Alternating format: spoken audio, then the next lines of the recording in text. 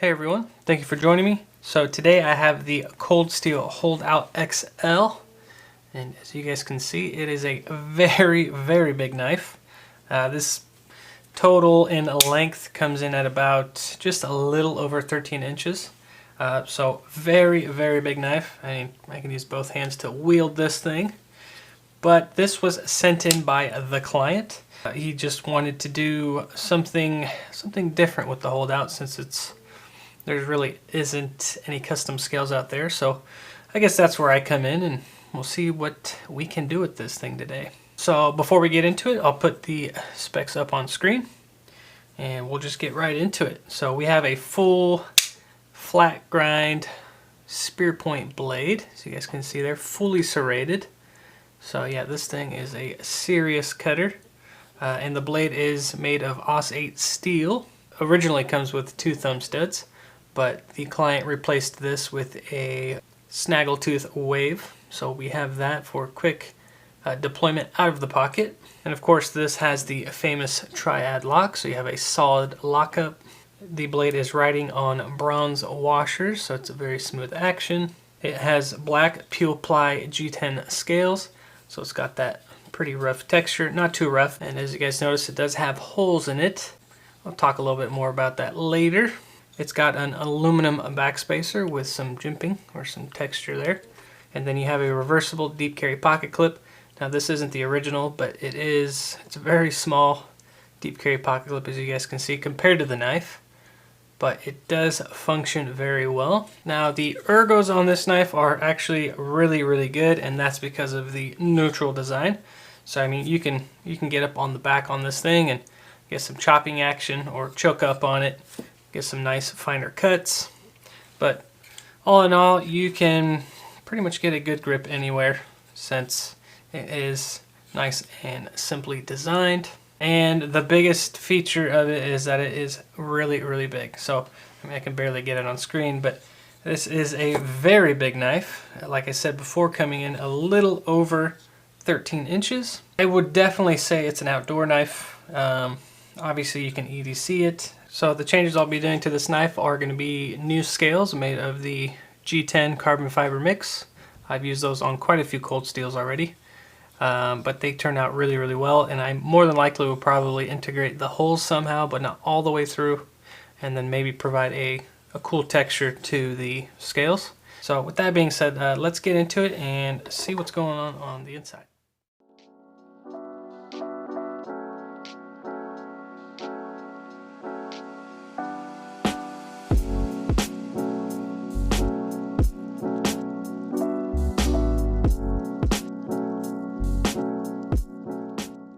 Alright, so here it is all taken apart, and one thing I forgot to mention was the pocket clip. Since it is a aftermarket pocket clip, what I'm going to do for the new scale is actually recess it down, so there won't be any need for this filler, since I'll be going with the new shape of this pocket clip.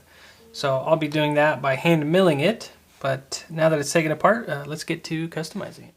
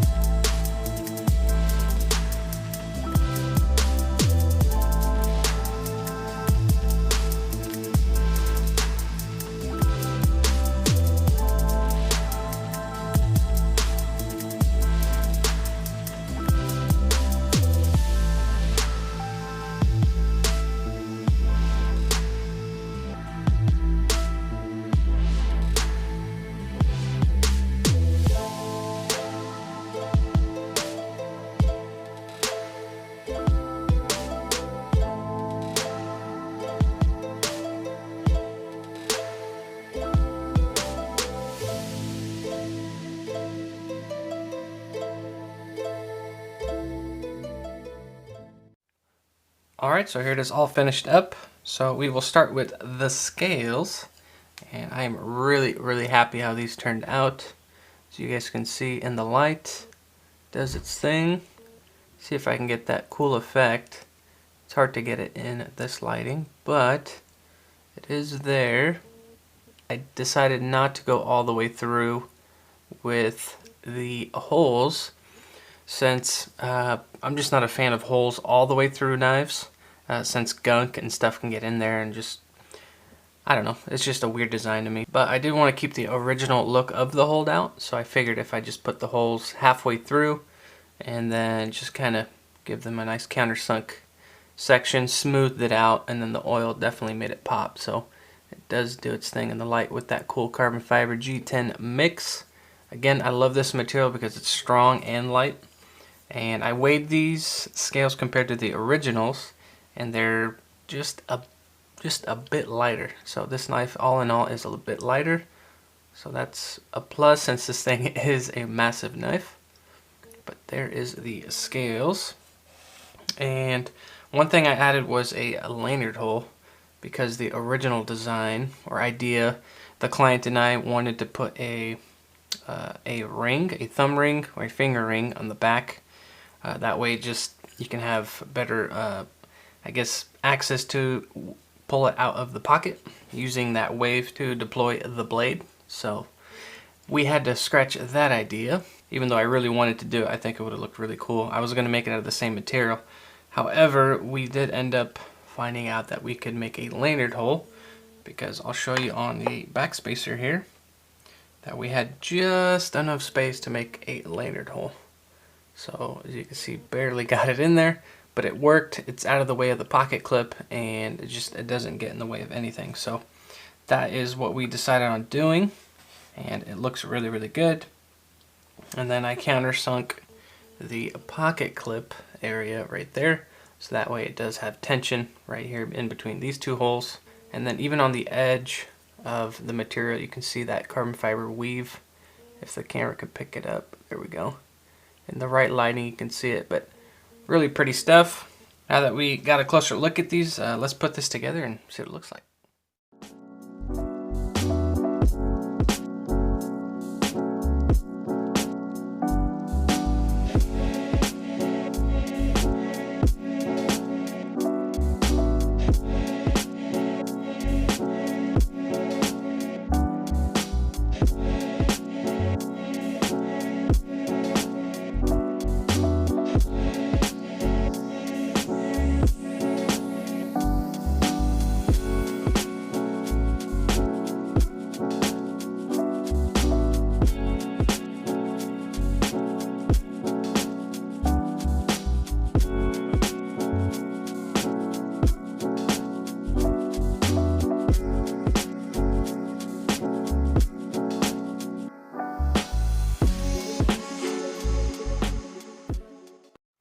Here it is all finished and put together, and it looks really good.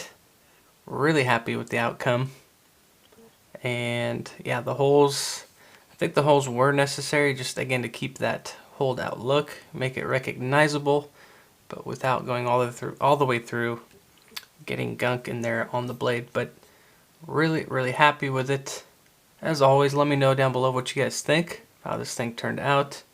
Pocket clip is nice and countersunk just a bit, and then we have that lanyard hole, so it does avoid the pocket clip, so it's in a very good spot, and the client can use this or use the lanyard hole no problem. And the action on it is really smooth, as it should be, because I made sure it did.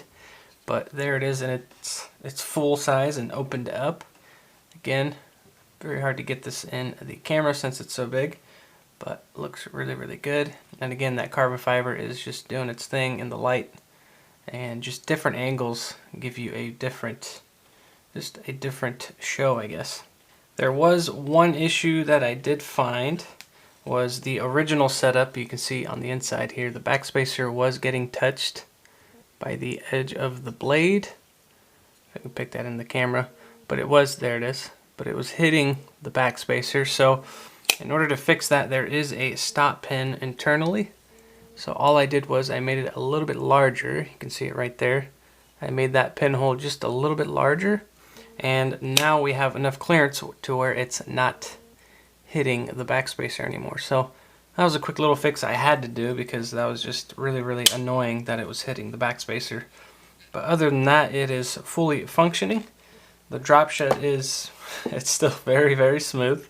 And it does have that biting action from the triad lock. So everything functions properly and the blade is centered. The only thing I wish I could have done was etch and stone wash the blade. Unfortunately, it is fully serrated and I can't sharpen those. I just don't have the tooling for it. But if it was just a flat grind, I would definitely, well actually the client and I would have wanted to do a etch and stone wash, which would have made this a really blacked out finish and it would have looked really good. And the jimping on top works really well. And then I noticed on the original scales that there were just really small jimping lines, so I did put that into this one, so it does function very well. As soon as you apply pressure, your fingers really grip into it, which is, I now know why they designed it that way, because it's basically the same level to the serration. So just a nice little touch that Cold Steel added, which makes it really nice in hand. But other than that, it is fully put together, and that's always the scary part, is closing this thing. So it's best to just do it 2 hands. I am happy with it, and again, let me know down below what you guys think and how it turned out. Appreciate you guys watching, really appreciate the support, and I will see you guys on the next one.